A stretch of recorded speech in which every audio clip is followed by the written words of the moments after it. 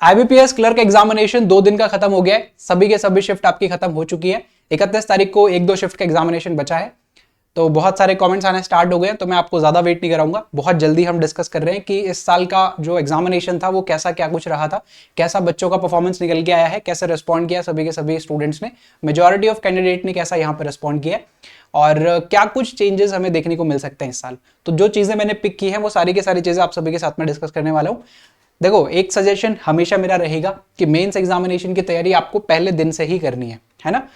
Parallelly लेके चलोगे तो आपको बिल्कुल मुश्किल नहीं होगी। जिस दिन आपका प्री क्वालिफाई होगा, मेंस एग्जामिनेशन आप दे आओगे और एकदम अच्छे से फोड़ के आ जाओगे वहां पे।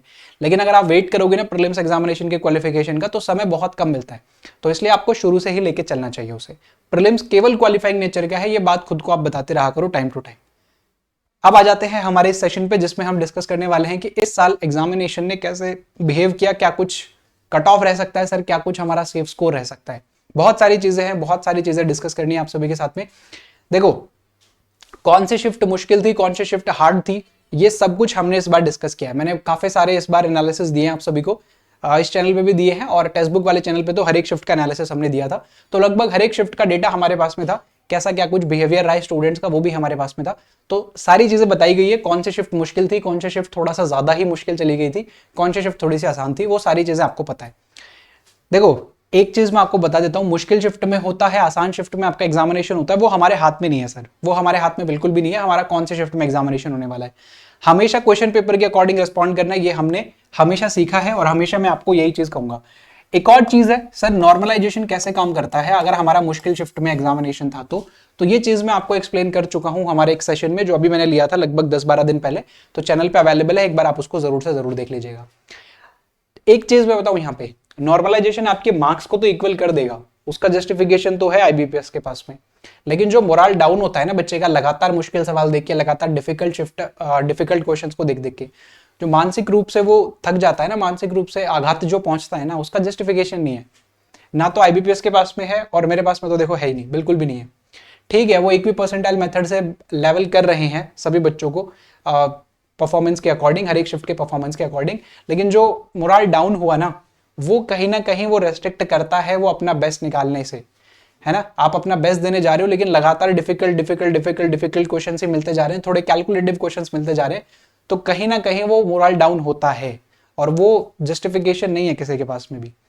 लेकिन हमारे हाथ में नहीं है फिलहाल कुछ भी, हम रिसीविंग एंड पे हैं, जैसा मैंने पहले भी कहा था। तो बस आपको ये कोशिश करनी है कि उस शिफ्ट में, जिस शिफ्ट में आपका थोड़ा सा मुश्किल पेपर आ गया, उसमें आपको क्या करना है, क्वेश्चन पेपर के अकॉर्डिंग आपको रेस्पॉन्ड करना है। इस चीज का थोड़ा सा ध्यान रखिएगा।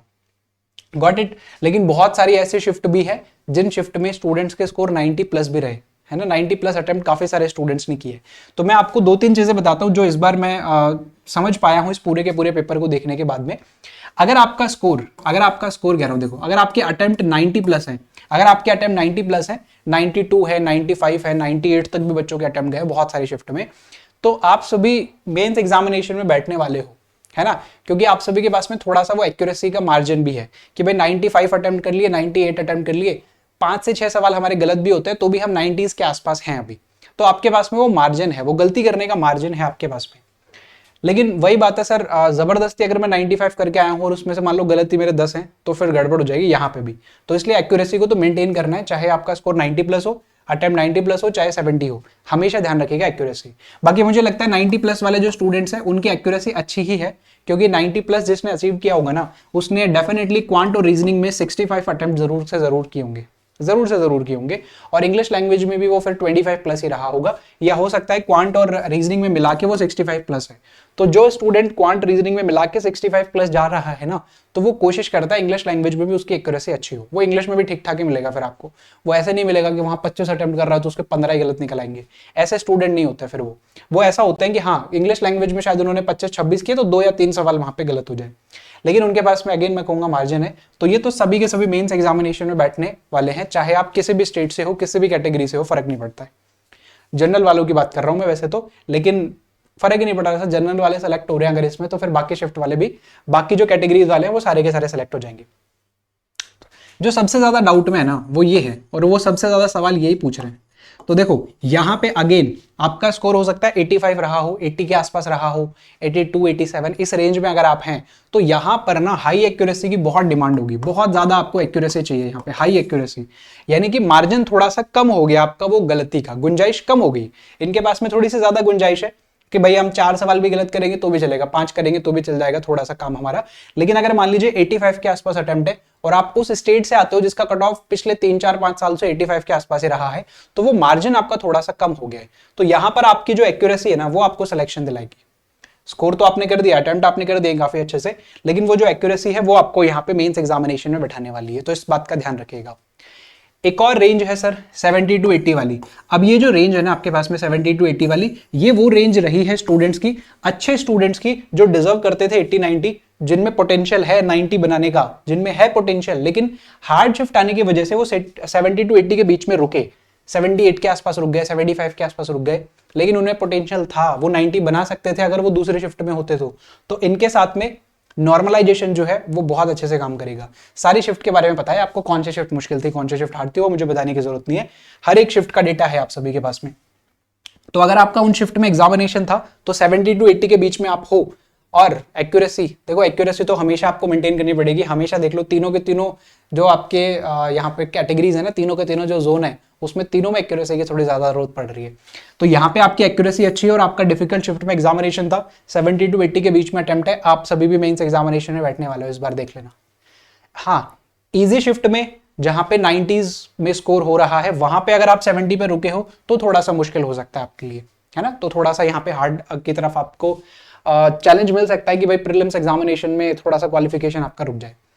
एंड एक और चीज, बहुत सारे स्टूडेंट्स ऐसे भी होंगे जिन स्टूडेंट्स का स्कोर जो है वो 60 और 70 के बीच में रुक गया। देखो 60 और 70 के बीच में अगर आप रुके हो, आपका अटेम्प्ट रुका है, जैसे मान लीजिए आप स्टार्ट किया और आपने टोटल अटेम्प्ट किए 66, 65 अटेम्प्ट आप कर पाए हो, तो थोड़ा सा मुझे लगता है कि अभी आप एग्जामिनेशन के लिए रेडी नहीं हो, थोड़ा सा समय और लगेगा। जो आने वाले एग्जामिनेशंस हैं उन एग्जामिनेशंस में आप इन एग्जामिनेशंस के एक्सपीरियंस को यूज करना, क्योंकि इससे कम में थोड़ा सा मुश्किल हो जाएगा, है ना, इससे कम में चांसेस थोड़े से कम है। और ये जिस लेवल के पेपर अभी आ रहे हैं वो ये शो भी करता है कि भाई 65 से नीचे अगर आप हो तो अभी आप एग्जामिनेशन के लिए रेडी नहीं हो, थोड़ा शायद और समय लगेगा, थोड़ा और पॉलिशिंग की जरूरत है, थोड़ा सा और चीजों को सीखने की जरूरत है, थोड़ा शायद और प्रैक्टिस की जरूरत है। तो ये 65 से 85 नेक्स्ट एग्जामिनेशन में आपका चला जाएगा, तो आपको थोड़ा सा प्रैक्टिस कंटिन्यू करना है, रुकना नहीं है। बाकी जिनका 90 प्लस है वो आप सभी देख लीजिएगा, हर एक एग्जामिनेशन मतलब हर एक कैटेगरी में, हर एक स्टेट में आप यहाँ पे मेंस एग्जामिनेशन में बैठने वाले हो, यहाँ पे आपकी टेस्ट होगी बहुत अच्छी एक्यूरेसी। यहाँ पे है सर, थोड़े अटेम्प्ट कम रह गए ना, इसलिए एक्यूरेसी बहुत अच्छी रखनी पड़ेगी। यहाँ पे अगर आपकी अटेम्प्ट है और आप डिफिकल्ट शिफ्ट में हो, नॉर्मलाइजेशन से आपका स्कोर जो है वो बढ़ जाएगा, डेफिनेटली बढ़ेगा। तो ये वाले बच्चे भी आपके इनके बराबर बनाए जाएंगे, और देखना यहाँ से बहुत सारे सिलेक्शन होंगे 70 से 80 के बीच में। तो इस तरीके से आपका काम करेगा इस बार, जैसा मैं पढ़ पाया हूं। बाकी जो लास्ट ईयर के कट ऑफ रहे हैं वो एक बार आप अपने अपने स्टेट का जरूर से जरूर चेक कर लीजिएगा, क्योंकि बहुत सारे स्टेट ऐसे हैं जिनमें, है ना, 70s के आसपास भी जनरल कैटेगरी का कट ऑफ रहा है, तो वो भी आप थोड़ा सा देख लेना। कम है थोड़े, 2 से 3 स्टेट ही है, 4 स्टेट ही है, बाकी जो मेजॉरिटी है स्टेट्स की वो भी लगभग 80s में ही रहती है। जितने भी वो स्टेट्स हैं जहाँ पे बच्चे बहुत सारे बैठते हैं, मेजॉरिटी ऑफ कैंडिडेट जहाँ पे बैठते हैं वहाँ पे कट ऑफ थोड़ा सा हाई देखने को मिलता है। लेकिन इस बार मैं पूरा इस तरीके से रीड कर पाया हूँ इस पेपर को, तो ये रहेगा आपका सेफ स्कोर। हर एक जोन का मैंने बता दिया, हर एक रेंज का मैंने आपको बता दिया है। मेंस एग्जामिनेशन की तैयारी सबको करनी है, कोई भी ना रुके, इस बात का ध्यान रखिएगा आप सभी। तो मेंस एग्जामिनेशन की तैयारी के लिए मैं आप क्या करने वाले हैं सर, यूट्यूब पे कुछ कराओगे क्या? यूट्यूब पे तो देखो चले रहा है, टेक्स्ट बुक पे तो मेरा कोर्स आ ही चुका है, टेक्स्ट बुक पे आप जाओगे तो टेक्स्ट बुक पे आपको वो कोर्स मेरा मिल जाएगा जो आरआरबीज एग्जामिनेशन के लिए चल रहा है, आईबीपीएस क्लर्क एग्जामिनेशन के लिए चल रहा है।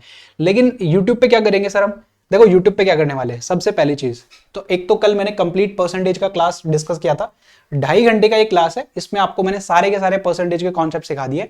तो ये सेशन आप देख लीजिएगा, लिंक आपको मिल जाएगा डिस्क्रिप्शन बॉक्स में और कमेंट कॉलम में, इसको कंप्लीट कर लीजिएगा, आपके कॉन्सेप्ट क्लियर हो जाएंगे सारे के सारे। अगर क्लियर है सारे कॉन्सेप्ट तो फटाफट से रिवाइज कर लेना इससे। और ये सिर्फ परसेंटेज है, आने वाले समय पे आपको सारे के सारे चैप्टर्स की एक एक क्लास में 1 शॉर्ट सेशंस मिलेंगे, जिसमें सारे के सारे कॉन्सेप्ट्स और प्रैक्टिस क्वेश्चंस होंगे आपके। एक मैंने स्टार्ट किया था यहाँ पे, एक क्लास भी हमने करी थी लाइव सेक्शन में, मैं जाता हूँ, एक ही करवा पाया था, फिर उसके बाद में आईबीपीएस क्लर्क आ गया था आपका प्री का। तो यहाँ पे अगर मैं आऊँ, कहाँ गया वो क्लास, ये वाला क्लास क्वांट के लिए स्टार्ट किया था, क्रैश कोर्स पहला क्लास था, और लगभग 12-13 दिन हो गए इसको कराए भाई। इसमें ना मिक्स टॉपिक करवाए थे मैंने, है ना, मिक्स वाले जो क्वेश्चंस थे ना वो इसमें चल रहे थे।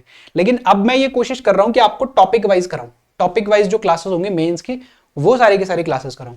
तो वो कैसे होंगे एक बार वो भी सुन लो। बाकी एक बार आप प्लेलिस्ट पे आ जाओगे ना, तो प्लेलिस्ट वाले सेक्शन पे आपको एक प्लेलिस्ट मिल जाएगी 2024 मेंस क्वांट के नाम से, ठीक है। इसमें कुछ सेशंस है मेंस लेवल के, वो सारे के सारे सेशंस आप सभी को देख लेना है। देखो ये सारे के सारे जो सेशंस है वो देख लेना, एक दो सेशंस कुछ इशू की वजह से प्राइवेट करने पड़े मुझे, बाकी ये काफी सारे सेशंस है यहाँ पे, ये आपको देखने को मिल जाएंगे। मेंस लेवल डीआई अर्थमेटिक है मेंस लेवल का, मेंस लेवल की नंबर सीरीज आपको मिलेगी, मेंस लेवल का मैराथन क्लास आपको मिलेगा, बहुत अच्छे से इसमें मैंने क्लासेस करवाई थी, मतलब क्वेश्चंस करवाए थे, तो ये देख लेना आप भाई। अलजेब्रिक और क्वाड्रेटिक इक्वेशन मेंस लेवल का कैसा आता है, मिक्स क्वेश्चंस, तो ये सारे के सारे क्लासेस एक बार आप गो थ्रू कर लेना इनको। और अब मैं क्या करवाने वाला हूं वो मैं आपको बताता हूं, यूट्यूब पे भी टेक्स्ट बुक पे जो कोर्स चल रहा है, टेक्स्ट बुक का कोर्स आपको मिल जाएगा, लिंक डिस्क्रिप्शन बॉक्स में उसका भी। लेकिन अब मैं स्टार्ट करने वाला हूं टॉपिक वाइज, और मैं स्टार्ट कर रहा हूं क्वाड्रेटिक इक्वेशन से। तो जो नेक्स्ट आपको मेंस का क्लास मिलेगा वो आपको मिलेगा हमारे इसी चैनल के ऊपर बहुत जल्दी, कल या परसों में मैं करा दूंगा इसको।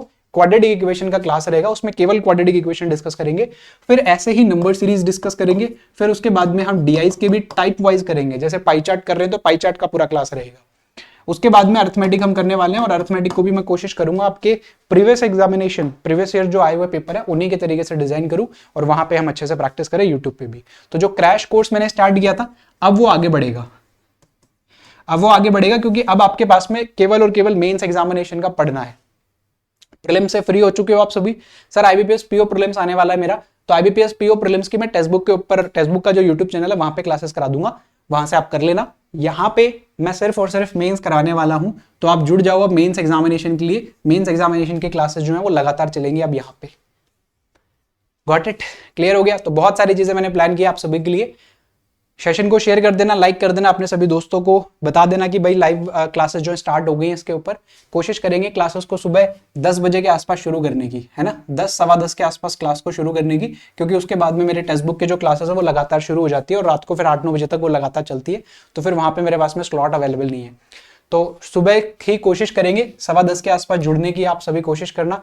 बाकी मैं आपको अपडेट करूंगा हमारे टेलीग्राम ग्रुप पे, तो टेलीग्राम ग्रुप को ज्वाइन कर लेना, लिंक आपको डिस्क्रिप्शन बॉक्स में मिल जाएगा। Got it. So thank you so much. फिलहाल के लिए सिर्फ इतना ही, उम्मीद कर रहा हूँ सेशन आपको अच्छा लगा होगा। नेक्स्ट सेशन में मिलते हैं। Thank you.